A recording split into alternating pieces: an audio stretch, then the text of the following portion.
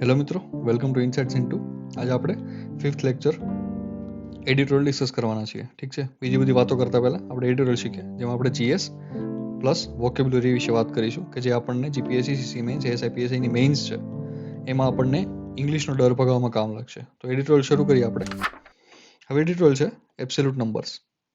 એનું આપણે સબ હેડિંગ વાંચી લઈએ કે ECI એટલે કે election commission of India. ECI should do everything to reinforce people's faith in democratic process. મતલબ કે ઇલેક્શન કમિશન ઓફ ઇન્ડિયાએ એવું બધું જ કરવું જોઈએ કે જેના લીધે લોકોનો વિશ્વાસ છે ડેમોક્રેટિક પ્રોસેસ ઉપર, એટલે કે લોકશાહી પ્રક્રિયા ઉપર, તેના ઉપર રીઇન્ફોર્સ એટલે કે મજબૂત થાય.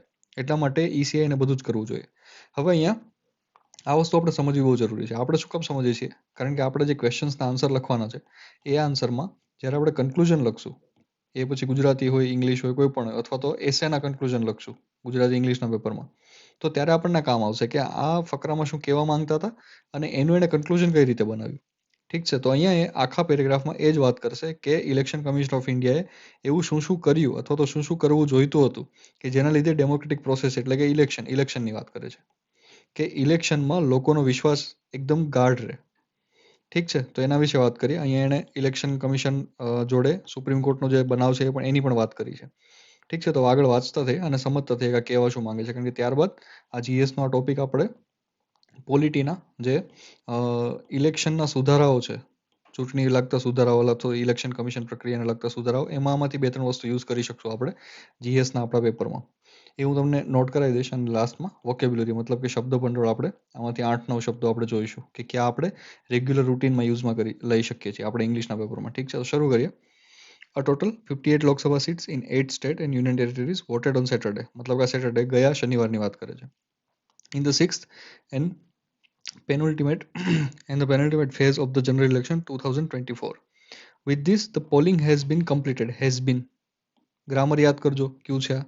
Polling has been completed in 28 states and union territories. મતલબ કે 28 સ્ટેટ અને યુનિયન ટેરિટરીઝમાં હવે પોલિંગ એટલે કે શું? મતદાન. ઠીક છે, એના માટેનો વર્ડ છે આ પોલિંગ. મતદાન પૂરું થઈ ગયું છે. ઇન 486 કોન્સ્ટિટ્યુન્સી એટલે મત વિસ્તાર. ઠીક છે, 486 આ યાદ રાખજો. આ જે છે ને કે એડમિનિસ્ટ્રેટિવ વોકેબ્યુલરી પૂછવાની છે ઇંગ્લિશના ગ્રામરમાં, એમાં આ પૂછી શકે કોન્સ્ટિટ્યુન્સીઝ એટલે. ઠીક છે, voting is also over for 105 મતલબ 105 એસેમ્બલી કોન્સ્ટિટ્યુન્સી ઓર્ડર છે. મતલબ ઓડિશામાં પણ જોડે ઇલેક્શન છે. ઠીક છે, state election.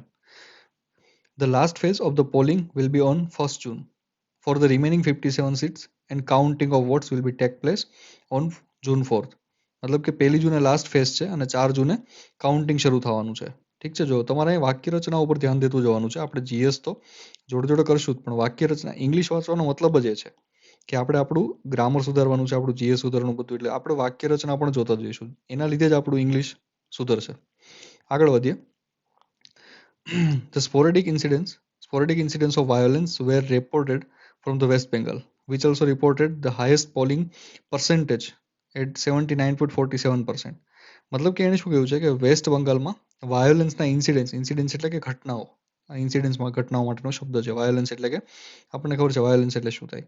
Okay, were reported from west બેંગોલમાંથી એટલા વાયોલન્સના રિપોર્ટ મતલબ ઇન્સિડન્સ રિપોર્ટ થયા છે. પણ છતાં હાઈએસ્ટ પોલિંગ પર્સન્ટેજ ત્યાંનું જ છે, 79% એટલે હાઈએસ્ટ છે. અત્યાર સુધીમાં નેશનલ એવરેજનું હાઈએસ્ટ પોલિંગ મતલબ કે જેટલા લોકો મત દેવા માટે અધિકાર ધરાવે છે એમાંથી અત્યાર સુધીમાં નેશનનું હાઈએસ્ટ 64% કે 74% છે. હવે એનાથી વધારે વેસ્ટ બંગાળમાં મળ્યું છે. In Jammu and Kashmir, the Anantnag Rajouri seat recorded a turnout of 54.30%, an impressive high. મતલબ જમ્મુ કાશ્મીરમાં એટલું કોઈ દિવસ જતું જ નથી, તો એક ઇમ્પ્રેસિવ હાઈ છે. Urban apathy continued in the 7 seats of Delhi. Urban apathy આ એક બહુ સરસ કીવર્ડ છે. અપેથી એટલે કે નિસ્પૃહા, મતલબ લોકોને એમ બહુ ફરક નથી પડતો, કોઈની પણ સરકાર બને શું છે એવું કંઈ બહુ ફરક નથી પડતો, એને અપેથી કહેવાય. ઠીક છે, કે લોકો વોટ દેવા નથી જતા, જેના લીધે વોટર ટર્નઆઉટ નીચે આવે છે. વોટર ટર્નઆઉટ એટલે કે કેટલા લોકો મત દેવા ગયા, જેટલા પણ અધિકાર ધરાવે છે એમાંથી. ઠીક છે, apathy continued in the 7 seats of Delhi which went to the polls with just 57. જોયું, અપેથી એટલે અર્બન અપેથી. મતલબ જનરલી આવું નોટ કરવામાં આવે છે કે અર્બન એરિયામાં લોકોને વોટ દેવામાં અચકાટ આવે છે કે ભાઈ ઠીક છે નથી આપવો, શું થઈ જશે. તો ત્યાં કેટલું થયું છે? 57.67%. તો અહીંયા આપણે એક વસ્તુ સમજી કે વોટર ટર્નઆઉટના ચેન થાય છે. વોટર ટર્નઆઉટ એટલે કેટલા લોકો જશે આપવા, કેટલા લોકો નહીં જાય. તો એ ECI ની મતલબ ઇલેક્શન કમિશન ઓફ ઇન્ડિયાની રિસ્પોન્સિબિલિટી છે કે જેટલા બને એટલા લોકો, વધારે લોકોને એ વોટ આપવા માટે એટ્રેક્ટ કરે. ઠીક છે. ધ સિરિંગ હીટ વેવ મતલબ કે હવે બીજી જીઓગ્રાફીની વાત કરે છે. તો searing heat wave prevailing in North India did not help matters. મતલબ કે એની કંઈ બહુ અસર નથી થઈ હીટ વેવની. The election commission of India release for the first time in this general election the absolute number of votes cast in each constituency for the first 5 phase. મતલબ કે જે પહેલા 5 ફેઝમાં જે ઇલેક્શન થયું એના ટર્નઆઉટના એબ્સોલ્યુટ નંબર ઇલેક્શન કમિશને ફર્સ્ટ વખત બહાર પાડ્યા છે. મતલબ કે અવેરનેસ ફેલાવે છે. ઠીક છે. તો મેં જેમ કીધું ને તમને કે ECI એવું શું કરશે કે લોકોનો ફેથ છે એ ડેમોક્રેટિક પ્રોસેસમાં બનશે. તો અહીંયા મળ્યું આપણને કે એણે શું કર્યું કે પહેલી વખત આવી રીતે 5 ઇલેક્શન જે ફેઝ થયા એનું એને વોટર ટર્નઆઉટ એને પહેલા જ બહાર પાડી દીધું, એ પણ સેપરેટ નંબરમાં. ઠીક છે. The ECI came out with the data the day after Supreme Court of India refuse to direct the commission to disclose detail on form 17C which contains this data at the booth level and is handed out to all the political agents of the candidates. મતલબ કે આ શું કહે છે કે supreme કોર્ટે મતલબ જ્યારે સુપ્રીમ કોર્ટમાં કોઈ કે પિટિશન ફાઇલ કરી કે ભાઈ તમે ઇલેક્શન કમિશન ઓફ ઇન્ડિયાને કહો કે એ આવો બધો ડેટા મતલબ બૂથ લેવલનો ડેટા એ બહાર પાડે કે કેટલું વોટિંગ થયું છે, કોનું થયું છે, એવું બધું. તો સુપ્રીમ કોર્ટે એને ના પાડી કે નહીં ભાઈ હું આમાં ઇન્ટરફિયર નહીં કરું. બીકોઝ શા માટે ના પાડી? Separation of power. હવે સેપરેશન ઓફ પાવર છે એ તમારે સિલેબસમાં પોલિટીમાં લખેલું હશે કે એ લોજિક અહીંયા લાગે છે. સુપ્રીમ કોર્ટ બધી જગ્યાએ આવું ઇન્ટરફિયર નથી કરી શકતું. ઠીક છે. શા માટે separation of power? Because election commission of India શું છે? એક્ઝિક્યુટિવ. ઠીક છે. એક્ઝિક્યુટિવ બોડી છે, કોન્સ્ટિટ્યુશનલ બોડી છે, જ્યારે સુપ્રીમ કોર્ટ એ જ્યુડિશિયરી છે. તો આ બંને વચ્ચેની જે સેપરેશન છે એને સેપરેશન ઓફ પાવર કહેવામાં આવે છે. ઠીક છે. એટલે આ એક GS નો કોન્સેપ્ટ હતો પોલિટીનો. એકવાર સર્ચ કરી લેજો. આ મતલબ આપણે આ બધું ડિસ્કસ કરીએ તો જોડે સર્ચ પણ કરતું જવાનું. હું જે કહું છું કે આવું થયું તો પોઝ કરીને સર્ચ કરો સેપરેશન ઓફ પાવરની ડેફિનેશન શું થાય. ઠીક છે. એટલે તમને સમજાઈ જશે કે હવે આગળ શું થશે. એટલે સુપ્રીમ કોર્ટે રિફ્યુઝ કરી દીધું કે ના હું કમિશનને ડાયરેક્ટ નહીં કરું કે ડિસ્ક્લોઝ કરે વિચ કન્ટેન્સ ધી ડેટા. મતલબ કે આ જે બૂથ લેવલનો ડેટા છે એ ફોર્મ 17માં કન્ટેન થાય છે. The ECI has alleged the inappropriately there to be a pattern of false narrative and mischievous design to vitiate the electoral process. મતલબ કે આનો ઓપોઝ ECI એ કર્યો. આ જે પિટિશન ફાઇલ થઈ એનો ઓપોઝ કોણે કર્યો? હવે એમાં કેવું થયું કે SCમાં કોઈકે ફાઇલ કરી પિટિશન ECI વિરુદ્ધમાં કે ભાઈ ઇલેક્શન કમિશન ઓફ ઇન્ડિયા છે એ અલગ જ કોઈ પોલિટિકલ પાર્ટીને ફેવર કરે છે. તો એણે શું કહ્યું કે ભાઈ તમે ફોર્મ 17C ના જે ડેટા છે, હવે આ યાદ રાખવાની જરૂર નથી, ઇટ્સ ઓકે. ફોર્મ 17C ના ડેટા છે મતલબ કે બૂથ લેવલના ઇલેક્શન ડેટા છે એ તમે બહાર પાડો. પણ સુપ્રીમ કોર્ટે ના પાડી દીધી કે નહીં હું કમિશનને એવું કોઈ ડાયરેક્શન નહીં આપું બીકોઝ એ મારા જ્યુરિસ્ડિક્શનમાં નથી. તો હવે ઇલેક્શન કમિશને સામે શું કીધું કે હેઝ એલેજ્ડ, મતલબ કે એલેજ્ડ એટલે કે એણે એનો પોઈન્ટ રાખ્યો કે ઇનએપ્રોપ્રિએટલી એટલે કે અવિવ્યક્તિ there to be a pattern of false narrative મતલબ કે ખોટો વાદ ઊભો કરવામાં આવે છે એન્ડ મિસ્ચીવિયસ ડિઝાઇન ટુ વિશિએટ ઇલેક્ટરલ પ્રોસેસ. મતલબ કે આ બધું એટલા માટે કરવામાં આવે છે આવી પિટિશનો કે એ લોકોને ઇલેક્શન પ્રોસેસ છે એને ખરાબ કરવી છે. આવું ECI નું કહેવું છે. હવે આજે જેણે આર્ટિકલ લખ્યો છે એ આગળ શું કહેવા છે? It is true that concern have been raised by several actors about the electoral process and it is possible that part of it could be due to ignorance and even out of mischief. મતલબ કે હવે જેણે લખ્યું છે એવું કહે છે કે હા એ સાચું હોઈ શકે, મતલબ એ પણ સાચું છે કે ઘણા લોકોને ચિંતા પણ હોઈ શકે છે. હવે ECI એ બ્લેન્કેટ શું કીધું છે કે ભાઈ હકીકતમાં ઇલેક્ટોરલ પ્રોસેસને વિશિએટ એટલે કે ખરાબ કરવા માટે કે ભાઈ આ જે પિટિશન થઈ છે એ ઇલેક્ટોરલ પ્રોસેસને ખરાબ કરવા માટે બધું કરવામાં આવ્યું છે. તો આ જે લખ્યો છે એને શું કહે છે કે એ પણ સાચું છે કે ઘણા લોકો ચિંતામય પણ હોય છે, મતલબ કે પોઝિટિવ વેમાં પણ પિટિશન થયેલી હોવી જોઈએ. ઠીક છે. એટલે એને એમ લખ્યું છે કે આ પણ છે અને એવું પણ છે કે હા કોઈ કે મતલબ ઇગ્નોરન્સ અથવા તો કે ભાઈ હેરાન કરવા માટે અથવા તો મિસચીફ એટલે કે ખોટા કામ માટે પણ આ કર્યું હોય. ઠીક છે. તો બંને પોઈન્ટ હોઈ શકે. એટલે ઇલેક્શન કમિશન ઇન્ડિયા આવું સીધું ના કહી શકે. A mature and appropriate response expected of the body that is tasked with the overseeing the largest democratic exercise on the planet is to provide information on the public that remove such concern. હવે આ હું શું કહે છે કે ECI નું કામ એ નથી કે જે માહિતી માંગવામાં આવી છે એ સાચી છે કે ખોટી છે કે હેરાન કરવા માટે છે કે એ વિચારે કે ઇલેક્શન કમિશન ઓફ ઇન્ડિયા મતલબ કે ઇલેક્શન કમિશન ઓફ ઇન્ડિયા એક ભારતીય કોન્સ્ટિટ્યુશનલ બોડી છે, મતલબ બંધારણીય સંસ્થા છે. હવે એ પણ મે બી પ્રિલિમ્સમાં ક્યાંક પૂછાયેલે, યાદ રાખજો. બંધારણીય સંસ્થા છે. આર્ટિકલ કોમેન્ટ કરો કયા આર્ટિકલ અંડરમાં ECI છે બંધારણના, કે એક હવે આ જેને લખ્યું છે શું કે એડિટોરિયલ, કે હકીકતમાં એક બંધારણીય સંસ્થા છે, તો એને એ નથી વિચારવાનું કે મને શું કામ પૂછવામાં આવ્યું છે. એમને પબ્લિક દ્વારા પૂછવામાં આવ્યું છે, તો એની રિસ્પોન્સિબિલિટી બને કે પબ્લિકનો ક્વેશ્ચન છે સોલ્વ કરે. ઠીક છે, એટલે અહીંયા એવું કીધું છે કે ECI ને શું કામ છે, કે ECI નું કામ એ છે કે લોકોના પ્રશ્નો છે એ સોલ્વ કરે. એને એ વિચારવા નથી બેસવાનું. એ વિચારવાનું કામ કોનું છે? સુપ્રીમ કોર્ટનું, કે ભાઈ આ હેરાન કરવા માટે છે કે શું કરવા માટે છે. ઠીક છે, તો અહીંયા એવું કહેવા માંગે છે કે અ મેચ્યોર એન્ડ એપ્રોપ્રિએટ રિસ્પોન્સ, મતલબ કે એક મેચ્યોર એટલે કે સમજદાર રિસ્પોન્સની જરૂરિયાત હતી બોડી પાસેથી, કે that is task to oversee largest democratic exercise on the planet. મતલબ આ હકીકત છે કે largest democratic exercise on the planet, મતલબ કે પ્લેનેટ એટલે કે પૃથ્વી ઉપરની સૌથી મોટી ઇલેક્શન છે આ, જનરલ ઇલેક્શન ઇન્ડિયાનું. અને તમને જાણીને આશ્ચર્ય થશે કે અત્યાર સુધીનું હિસ્ટ્રીમાં આ ઇલેક્શન લાર્જેસ્ટ ઇલેક્શન છે. ઠીક છે, two provide information on the public that move search concert, મતલબ કે એનું કામ એ છે કે ઇન્ફોર્મેશન પ્રોવાઈડ કરવી અને લોકોની ચિંતા દૂર કરવી. The commission oppose the disclosure of form 17C in the supreme court, all the while insinuating as a conspiracy to vitiate the electoral process. મતલબ એ ફરીથી એ જ કહ્યું કે કમિશને ત્યાં શું કર્યું કે ભાઈ સુપ્રીમ કોર્ટને એવું કીધું કે ભાઈ કોઈક આ હેરાન કરવા માટે આવું કરે છે, અને કોન્સ્પરન્સીની વાત કરી કે ભાઈ આવું કોઈ જાતે કરીને કરે છે ઇલેક્ટોરલ પ્રોસેસને ખરાબ કરવા માટે. હવે આગળ વાંચીએ.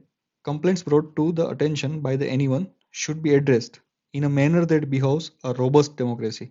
મતલબ આ એવું કહે છે કે કમ્પ્લેન તમારી પાસે આવી છે તો તમારે બંધારણીય સંસ્થા હોવાના લીધે તમારે સોલ્વ કરવાનું કામ છે. એ સાચી છે કે ખોટી છે એ વિચારવાનું કામ તમારું નથી. ઠીક છે, આ એવું કહેવા માંગે છે. It is indeed the duty of Election Commission of India to ensure that the electoral process is not vitiated, and the best way to achieve it to ensure the maximum transparency. હવે અહીંયા એક ફોડ પાડે છે કે હકીકતમાં જો election commission of ઇન્ડિયાને એવું કહે છે કે તમારે, હા એ વાત સાચી તમારી, કે જે પણ ઇલેક્શન પ્રોસેસ છે એ ખરાબ ન થાય એ ધ્યાન રાખવાનું કામ તમારું જ છે, પણ એનું સોલ્યુશન પણ એ જ છે ને કે તમે ટ્રાન્સપરન્સી રાખો. તમે બધું સામે મૂકી દો ડેટા, કે શું ચાલે છે શું નથી ચાલતું, એ જ એનો ઓપ્શન છે, અને એ જ તમને પૂછવામાં આવે છે, તો તમે એ જ કરો ને. એટલે સમજણું, આ મેટર આખી આ રીતે છે કે કઈ રીતે જે એણે એડિટોરિયલ લખ્યો છે એડિટર, એ ઇલેક્શન ઓફ કમિશન ઇન્ડિયાનો જે રિસ્પોન્સ છે એને તોલે છે કે હકીકતમાં આ એક પબ્લિક બોડી હોવાના લીધે, મતલબ કે એક સરકારી સંસ્થા હોવાના લીધે રૂએ એને કઈ રીતે કામ કરવું જોઈએ. ઠીક છે, the maximum transparency that is administratively possible, મતલબ કે જેટલી પોસિબલ એટલી ટ્રાન્સપરન્સી તો તમે રાખો. લાઈક તમને કોઈ એવું નથી કે તું કોણ જીત્યું છે તમે આજે જ કહી દો, પણ તમારી પાસે માત્ર ડેટા માંગ્યો છે કે વોટર ટર્નઆઉટ શું છે, તો તમે એ તો કહી દો. હવે આગળ વાંચીએ. The ECI has done well by publishing the data on the absolute number of voters. It could proactively look for more measures that could reinforce the public faith in process and its own integrity. હવે અહીંયા કેવું થયું છે કે હકીકતમાં case ચાલતો હતો ત્યારે ઇલેક્શન કમિશન ઓફ ઇન્ડિયાને રિયલાઇઝ થયું કે નહીં, આ વસ્તુ મારે કરવી જોઈએ, તો એણે બૂથ લેવલના ડેટા રિલીઝ કરી દીધા 5 ફેઝ માટેના. ઠીક છે, એના લીધે લોકોને પણ સારું પડે કે એને ખબર પડે હવા કઈ બાજુ છે, અને તે ઉપરાંત એમ પણ ખબર પડે પોલિટિકલ પાર્ટીઓને પણ ખબર પડે. તો લાસ્ટમાં એવું કહે છે કે ઇલેક્શન કમિશન ઓફ ઇન્ડિયાએ જે કર્યું એ બહુ સારું કર્યું છે, અને હજુ ઘણા એવા સ્ટેપ આવા લઈ શકે છે કે જેથી કરી અને પીપલ્સ ફેથ, મતલબ કે લોકોનો જે ફેથ છે ડેમોક્રેટિક પ્રોસેસમાં એ વધુ સ્ટ્રોંગ થઈ શકે. તો સમજણ, આનો મતલબ આવો હતો. હવે અહીંયા કેવું છે કે જો તમે આવો જ અર્થ કાઢ્યો છે તો તમે ઘણા નજીક છો આ એડિટોરિયલ સમજવા માટે. આપણે શું કામ કરીએ છીએ કે આપણને ઇંગ્લિશ સમજાતું થઈ જાય, આપણે ફર્સ્ટ રીડિંગમાં જ આપણે સમજી શકીએ, કારણ કે આપણે ટ્રાન્સલેશન કરવાનું હોય, અથવા તો કોમ્પ્રિહેન્શનમાં 1/3 કરવાનું હોય, અથવા તો આપણે કોમ્પ્રિહેન્શન આન્સર લખવાના હોય છે 5 આન્સર, તો એ બધામાં આપણું ઇંગ્લિશની અન્ડરસ્ટેન્ડિંગ સ્ટ્રોંગ હોવી જોઈએ. એટલે આ એડિટોરિયલ સિરીઝથી તમારું ઇંગ્લિશમાંથી ગુજરાતીનું ટ્રાન્સલેશન, તમારું પ્રેસી રાઇટિંગ, પછી તમારું કોમ્પ્રિહેન્શન કે જેમાં તમારે 5 ક્વેશ્ચન્સ લખવાના છે, એ ઉપરાંત તમારો એસે, એના સિવાયના બીજા બધા ફોર્મેટ તો છે જ કે જેમાં તમે ઇંગ્લિશ લખી શકશો, લાઈક સ્પેશિયલી રિપોર્ટ કે જેમાં તમે ટોટલ મૌલિકતાથી લખવાનું છે. તો તમે ઇંગ્લિશ વાંચતા થઈ જશો એટલે ધીરે ધીરે તમે લખતા પણ થઈ જશો. એટલા માટે આપણી આ પ્રોસેસ શરૂ છે કે આપણે પહેલા ઇંગ્લિશને સમજતા થઈએ એના ઉપર, અને આપણે ટોપિક્સ પણ ક્યાં ઉપાડીએ છીએ કે જે જરૂરી હોય. હું દરરોજ આપીને તમને હેરાન કરવા નથી માંગતો, એટલા માટે હું ટોપિક પણ જે ઇમ્પોર્ટન્ટ એ વીકમાં આપણા 2 થી 3 લેક્ચર માંડ આવે છે વિડીયોઝ, એટલા માટે, કારણ કે જે ઇમ્પોર્ટન્ટ છે એ જ કરીએ. આખું બધું દરરોજ કરીને શું કામ કરવાનું, મગજમારી કરવાની. ઠીક છે, તો આગળ વધીએ. હવે આપણે જે શબ્દો લેવાના છે શબ્દો લઈએ. શબ્દો થોડાક જ છે આજે.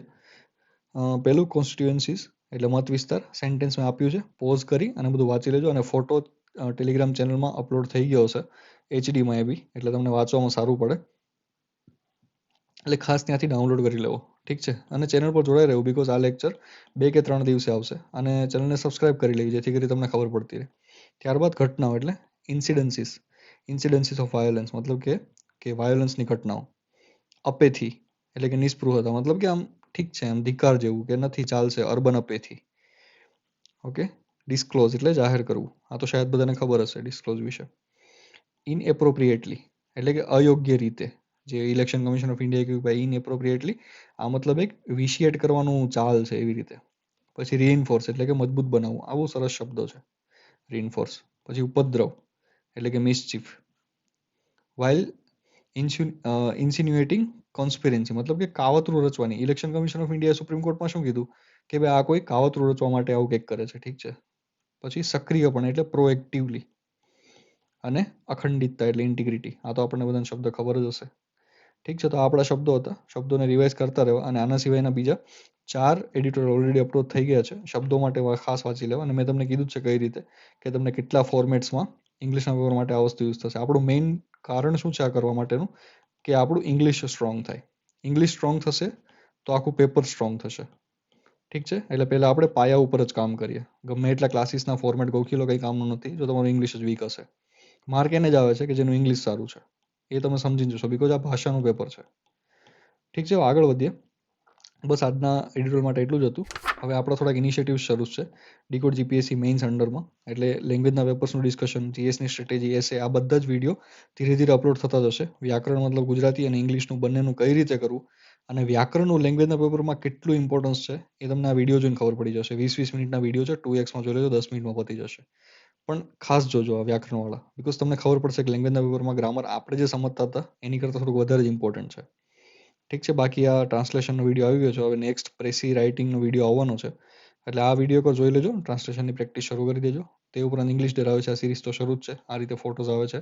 અને હિટેડ ડિબેટ, મતલબ કંઈ પણ લાઈક કટ ઓફ છે, સિલેબસ છે, એવી બધી જ ડિસ્કશન આપણે કરતા હોઈએ છીએ, ઠીક છે. અને એ બધું એક્સપિરિયન્સ ઉપર વિથ પ્રૂફ. હું ગપ્પા મારવા માટે વિડીયો અપલોડ આમ પણ નથી કરતો, ઠીક છે. અને આ બધું ફ્રી છે ઓબ્વિયસલી, યુટ્યુબમાં છે તો. એટલે ઇનસાઇટ્સ ઇન્ટુ ચેનલને સબસ્ક્રાઇબ કરો અને ફોલો કરો ટેલિગ્રામમાં, જેથી અપડેટ તમને મળી રહે. અને સબસ્ક્રાઇબ કરો જેથી કરી અને આગળ ચાલતું જ રહે પ્રોસેસ. Thank you. મળીએ નેક્સ્ટ લેક્ચરમાં.